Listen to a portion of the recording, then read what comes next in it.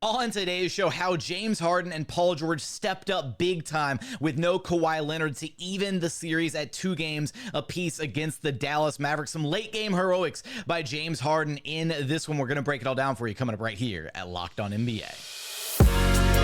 You are Locked On NBA, your daily NBA podcast.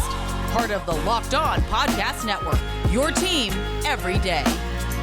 What's up and welcome to another edition of Locked On NBA, the biggest stories with the local experts. I'm your host, Jackson Gatlin, also host of Locked On Rockets right here on the Locked On Podcast Network, your team every day. Now, today's episode is brought to you by DoorDash.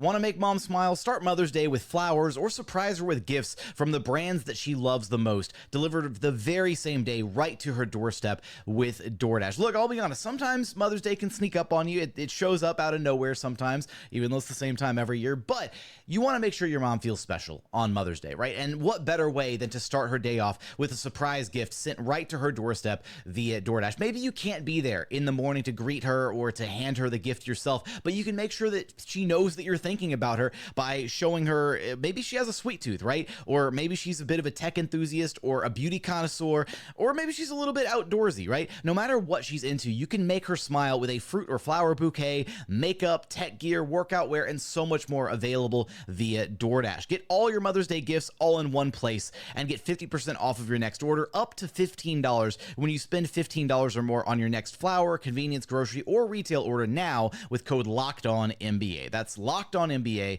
Order using DoorDash today. Terms apply.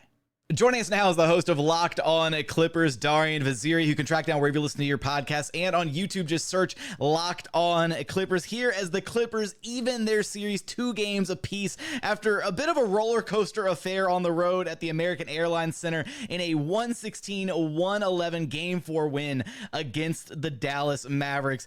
Darian, we got to start with the end of this game. You said before this game that the Clippers were going to need a masterclass performance from James Harden and Paul George to get a win in this game with no Kawhi Leonard, and they got exactly that. James Harden in this one had 33 points, 6 boards, 7 dimes, 12 of 17 shooting. He had 13 points in the clutch of this game, and every made field goal he had was a floater. This was some vintage James Harden to close out the Mavs in this game. Vintage James Harden indeed. And it's funny, Jackson, because when you guys had him in Houston, his floater was pretty money. Like, it was something that was so frequent in his game when he got to the paint. And this season, he hasn't shot it as much. He hasn't been as willing to shoot it. And when he has shot it, he's missed it long or short so many times. So for him to embrace that shot and make it over and over was awesome to see. And I think the takeaway was James Harden has really, especially in this game, gotten the best of Luka Doncic, attacking him in pick and roll over and over again. And you could see late in the game, the Mavericks were trying to do everything in their power to not let Luka switch on to James. They even let PJ Washington switch on to him, and he's been one of their better defenders throughout the series. But still, when James Harden is making the 3 ball like he is in this series, which is such a refreshing thing for the Clippers, especially with Kawhi out, you got to press up on him. And then you see James Harden getting 2 feet in the paint. So the fact that he's not settling, not falling too in love with that step back 3, it's been the 2 wins. James Harden has truly been magnificent, which sounds like last year. The difference is he did have some stinkers last year in the second round, and he hasn't had anything like that yet.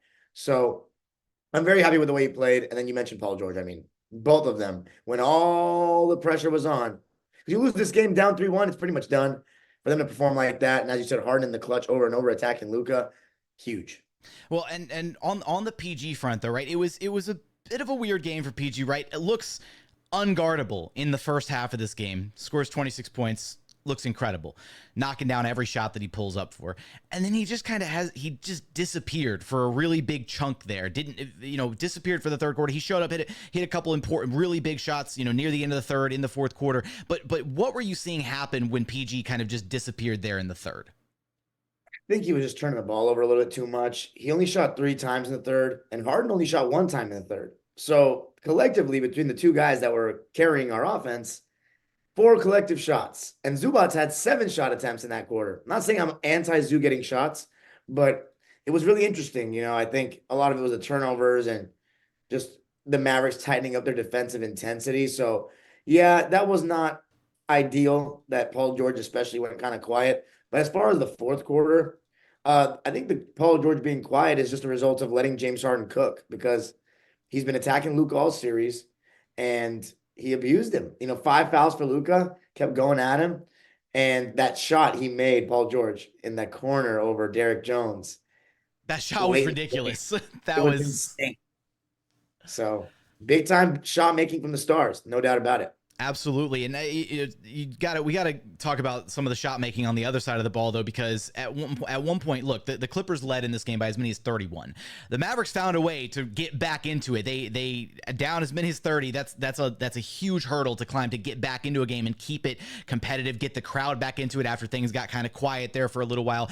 And Kyrie Irving was the spark for the Mavericks in this game. There was a point where about midway through the second quarter when Kyrie got his first bucket, and then he actually outscored the Clippers himself, if my math was correct, 26-25 over the course of the rest of that second quarter and then into the third quarter. What would you like to see done differently with Kyrie defensively to try and slow him down? Or is this just a kind of the side effect of, okay, you're focusing so much effort on slowing down Luka that you're just gonna have to live with whatever Kyrie's able to do, working out of that? That's part of it. We've done such a great job on Luka, and that's largely thanks to Terrence Mann, Westbrook, and a little bit of Amir Coffey, and even Harden at times because they've been trying to pick on him so much. And this is what I'll say: Harden on Luka, he's done a very solid job because, as Luka's not the quickest in the world. He bullies a lot of guys, and that's one thing about James Harden. He's very strong. You can't just bully him. You have to be a great quick post defender, right? You can't Right. back him down, can't bully him. And Luka hasn't been really able to turn the corner on Harden that much facing up. But Kyrie Irving, he's just so quick with the ball. So every time we switch Harden on to Kyrie, it feels like he gets a good shot every time for them. So I think maybe we should just allow Harden to switch on to Luka and everybody else that's not Gafford, not the center, but not switch him on to Kyrie maybe. Because the thing is, everybody else guarding Kyrie, he's gonna score. Like, he's gonna get his shots. Kyrie Irving's the kind of guy for his points. He's the kind of player that you just gotta hope for the best, guarding him. He's one of those guys that there's no one guy and you can make life tough for him, but I don't think there's one person on the planet that can lock up Kyrie Irving, without fouling him.